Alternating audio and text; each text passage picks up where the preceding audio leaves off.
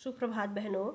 आजकल आपका हिंदी विषय में हिंदी व्याकरण चल रहा है, जिसमें आपको मैंने व्याकरण के बारे में, भाषा, व्याकरण के भेद, स्वर, व्यंजन, संधि के भेद आदि के बारे में बताया था। आज मैं आपको उसी विषय में, उसी व्याकरण में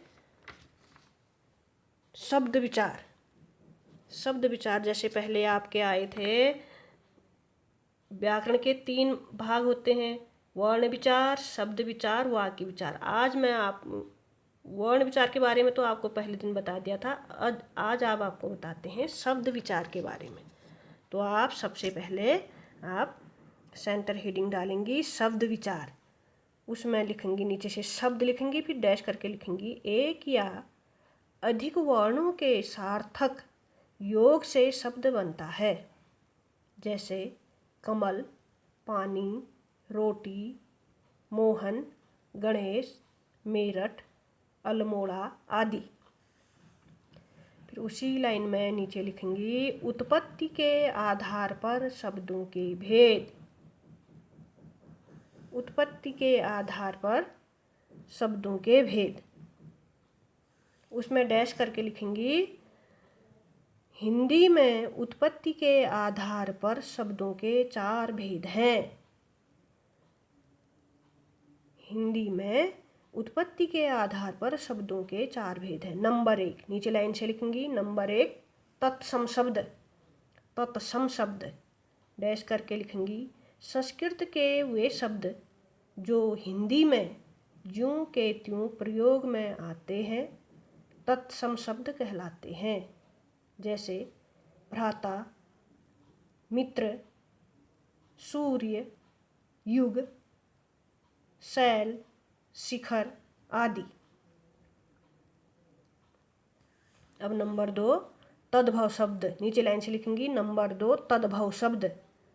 उसमें डैश करके लिखेंगी संस्कृत के वे शब्द जो बोलचाल में प्रयुक्त होने के कारण, संस्कृत के वे शब्द जो बोलचाल में प्रयोग होने के कारण बिगड़े हुए रूप में प्रयोग में आते हैं, तद्भव शब्द कहलाते हैं, जैसे भाई, मीत, सूरज, पूत आदि। अब उसी में नीचे लिखेंगी नंबर 3 विदेशी शब्द। उसमें डैश करके लिखेंगी विदेशी भाषाओं के वे शब्द जिनका प्रयोग हिंदी में होता है विदेशी शब्द कहलाते हैं, जैसे बटन, कोट, स्कूल, स्टेशन, कैंची, सीमेंट, फाइल आदि। नंबर 4 देशज शब्द। उसमें डैश करके लिखेंगी ऐसे शब्द जो अपने देश की भाषाओं, उपभाषाओं, बोलियों से हिंदी में आए हों,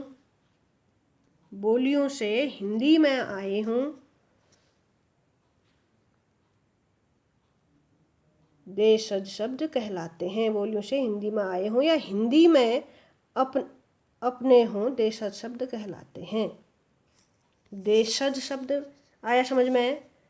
देशज शब्द में डैश करके लिखेंगी ऐसे शब्द जो अपने देश की भाषाओं, उपभाषाओं, बोलियों से हिंदी में आए हों या हिंदी के अपने हों, देशज शब्द कहलाते हैं, जैसे आटा, घोंसला, बिल्ली, मिर्च, कड़क आदि। ये तो थे उत्पत्ति के आधार पर। अब नीचे लाइन से लिखेंगी रूपांतर के आधार पर शब्दों के भेद।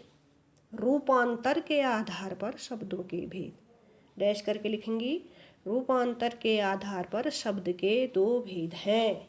नंबर 1 नीचे लाइन से विकारी शब्द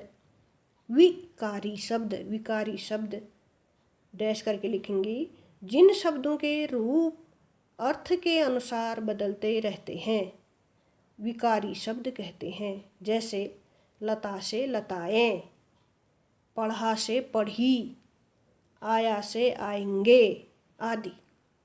नंबर 2 लिखेंगी अविकारी शब्द, डैश करके लिखेंगी जिन शब्दों के रूप कभी नहीं बदलते वे अविकारी या अव्ययी शब्द कहलाते हैं।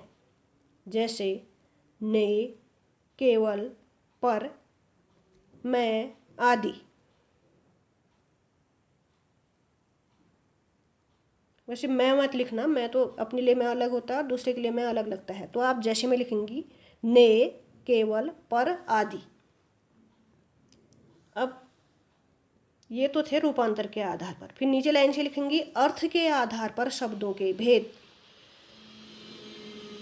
अर्थ के आधार पर शब्द के दो भेद हैं। नंबर 1 एकार्थी शब्द, नीचे लाइन से लिखेंगी नंबर 1 एकार्थी शब्द, उसमें डैश करके लिखेंगी जिस शब्द का प्रयोग केवल एक अर्थ में हो एकार्थी शब्द कहते हैं। जैसे घर, पीला, मनुष्य, तांबा आदि।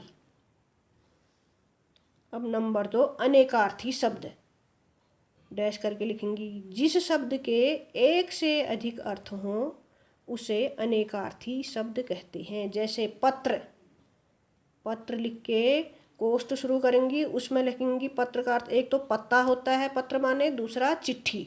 तो पहले आप पत्र लिखेंगी, फिर कोष्ठ शुरू पत्ता चिट्ठी, कॉमा द्विज, फिर छोटा कोष्ठ शुरू, द्विज लिखने के बाद छोटा कोष्ठ शुरू। द्विज का अर्थ ब्राह्मण, पक्षी, वृक्ष आदि। अब अगली लाइन से लिखेंगी रचना के आधार पर शब्दों के भेद।